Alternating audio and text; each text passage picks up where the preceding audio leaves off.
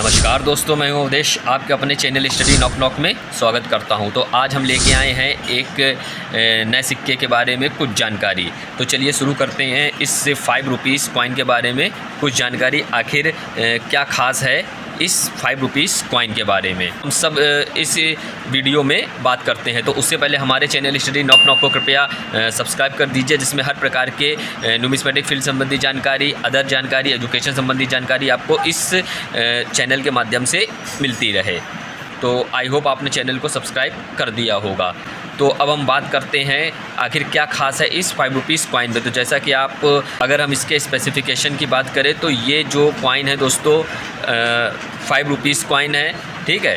बीच में Ashoka lion capital, रुपी symbol, 5 rupees, ठीक है। भारत हिंदी और इंडिया इंग्लिश में। तो वहीं इसके हम वेट की बात करें तो वेट जो है दोस्तों इसके 6 ग्राम है। मेटल जो है इसका निकिल ब्रास में ये सिक्के ढाले गए हैं, ठीक है। डायामीटर इसका 23 mm है। थिकनेस इसकी 1.9 mm है। शेप जो है इसका राउंड है।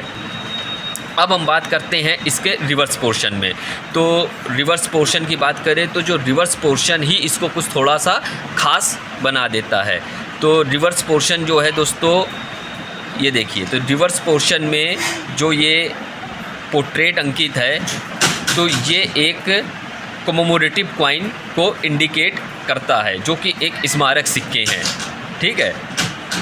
अब ये कॉइन जिसको जो है दोस्तों डेडिकेट करा गया है, ठीक है, जिसका पोर्ट्रेट अंकित किया गया है, ठीक है, वो हैं आपका जमशेदजी नसरवानजी टाटा, ठीक है। इनकी जन्म शताब्दी पर जो है ये कॉइन इशू करे गए थे, ठीक है। ये खूबसूरत कॉइन, ठीक है। ये आपके जन्म दिवस जो है वो जमशेदजी नसरवानजी टाटा, इनको जो है ये डेडिकेट करा गया है, ठीक है। 1839 और 2014।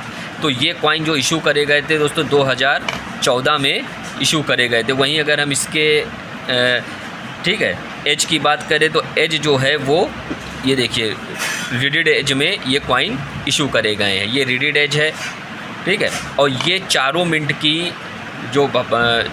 मिंट से ये कॉइन इशू करे गए थे। Bombay mint, Hyderabad mint, Noida mint और कोलकाता मिंट। तो अब हम बात करते हैं किस मिंट के कॉइन जो है वो आपको कलेक्ट करने हैं, किस मिंट के कॉइन रेयर हैं या स्केयर हैं या नॉर्मल हैं।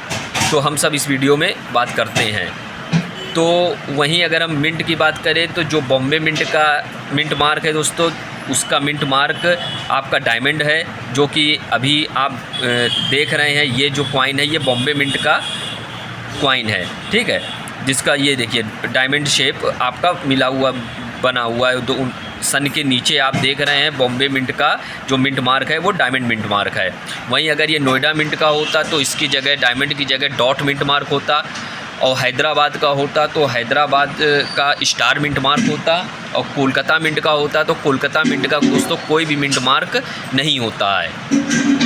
तो ये थे मिंट मार्क से कॉइन को पहचानने का तरीका, ठीक है, कि कॉइन किस मिंट से इशू करा गया है। तो ये एक कमेमोरेटिव और स्मारक कॉइन है, जो कि किसी का पोर्ट्रेट या कोई इवेंट या घटना वो जो है सिक्कों के माध्यम से बताई जाती है। इससे आपकी उस इवेंट या जो उनका योगदान रहा है देश के प्रति, ठीक है, तो उसके बारे में एक आप हिस्टोरिकली भी जान सकते हैं कि आखिर ये कमेमोरेटिव कॉइन क्यों इशू होते हैं, आखिर क्यों जो है कुछ इवेंट या घटनाएं या जो किसी महान व्यक्ति के पोर्ट्रेट जो हैं वो सिक्कों के माध्यम से आम जनमानस तक उसके बारे में बताया जाता है कि आखिर उनका देश में क्या एक योगदान रहा है।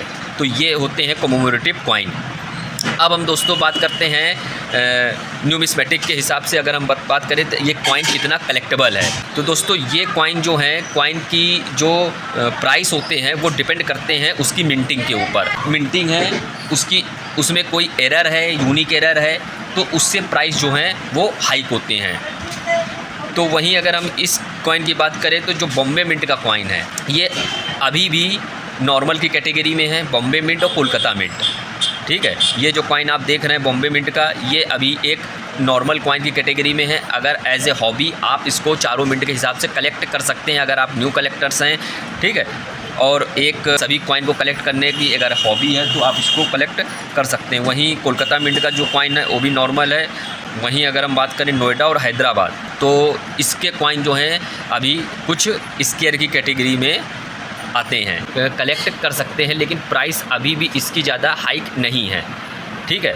वहीं अगर हम इसकी जो यूएनसी ग्रेड की प्राइस करें, जो साफ सिक्के, चमचमाते सिक्के, क्योंकि देखो न्यूमिस्मेटिक में अगर आप सिक्का जो है ख़रीद रहे हैं या कोई रेयर कॉइन है तो उसके डिपेंड करता है प्राइस उसकी ग्रेड के ऊपर, कंडीशन के ऊपर। अगर कंडीशन जो है काफ़ी साफ़ सुथरी है तो उसके प्राइस भी काफ़ी ज़्यादा हो जाते हैं, और रियलिटी है उसमें या कोई एरर है तो उसके हिसाब से भी प्राइस उसके मैटर करते हैं, क्योंकि प्राइस जो है वो फिक्स नहीं होते हैं, ये फ्लक्चुएट होते रहते हैं कि मिंटिंग के ऊपर डिपेंड करता है। अगर लो मिंटिंग है, एरर है, ठीक है, तो प्राइस आपके उसके हाइक हो सकते हैं। तो इस तरीके के कॉइन आप दोस्तों कलेक्ट कर सकते हैं। अगर हम प्राइस की बात करें तो प्राइस जो है अभी इसके 10 से 15 रुपये बॉम्बे मिंट, कोलकाता मिंट, ठीक है।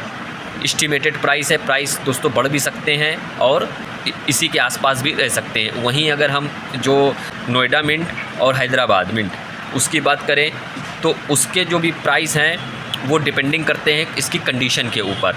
तो वो प्राइस आपको 50 से 100 के बीच में भी हो सकते हैं, कुछ 150 रुपये ज़्यादा भी हो सकते हैं, या कुछ इसी के आसपास भी वेरी कर सकते हैं। ये डिपेंड करता है नीड्स ऑफ बायर के ऊपर और कॉइन की कंडीशन के ऊपर, ठीक है। अगर कुछ कॉइन में रियलिटी है, जैसे कि इसमें एक कॉइन आया था, अगर उस जैसे कि इसमें एक कॉइन आया था बिना रुपी सिंबल डिनोमिनेशन का, ठीक है, तो वो कॉइन काफ़ी ज़्यादा वैल्यूएबल था। यानी अगर इसके ओवर्स की बात करें तो ओवर्स में रुपीज़ सिंबल और 5 रुपीज़ ये अंकित ही नहीं था, तो वो विदाउट डिनोमिनेशन का कॉइन था।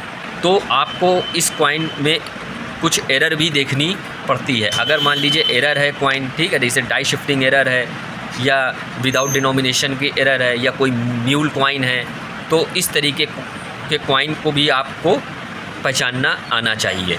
तो वीडियो का मेन मोटिव ही यही है कि कॉइन को आप किस तरीके से पहचाने, क्या एरर है, ठीक है। कुछ कभी कभी एरर जो है वो एजोस में भी होती है।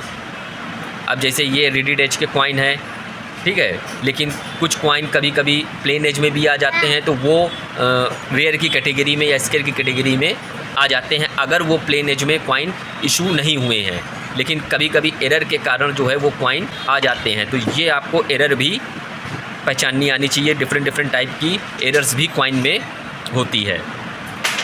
तो वैसे ये कॉइन जो है जनरली अभी इतने महंगे नहीं हैं, लेकिन आप एज ए हॉबी जो है न्यू कलेक्टर्स हैं तो आप इसको एज ए यादगार के रूप में कलेक्ट कर सकते हैं, ठीक है। वहीं अगर हम बात करें दोस्तों तो ये जानकारी सिर्फ न्यूमिस्मेटिक पर्पस ओनली ही है, ठीक है। हमारे नाम या हमारे चैनल के द्वारा किसी भी व्यूवर को कोई भी सिक्का ख़रीदने या बेचने या जो नोट हैं तो उनके लिए फ़ोन कॉल, ईमेल इत्यादि नहीं करा जाता है, ठीक है। तो और अधिक जानकारी के लिए आप कॉइन एग्जीबिशन में विज़िट कर सकते हैं। जो आपके नियरेस्ट शहरों में कॉइन एग्जीबिशन लगती है तो वहाँ पर भी आप किस तरीके के कॉइन ख़रीदे या बेचे जाते हैं। तो शुरू में आप जो है एक पहले नॉलेज लीजिए, उसकी आप प्रॉपर सर्च करिए, उसकी आप स्टडी करिए, ठीक है। रेयर कॉइन कौन से होते हैं, एरर किस प्रकार की होती है, कौन से कॉइन हमें कलेक्ट करने चाहिए, ठीक है। क्योंकि बहुत से देखा जाता है कि कॉइन एग्जीबिशन में आदमी नॉर्मल कॉइन लेके पहुँच जाते हैं, लेकिन वहाँ पे उस कॉइन की कोई वैल्यू नहीं मिलती है,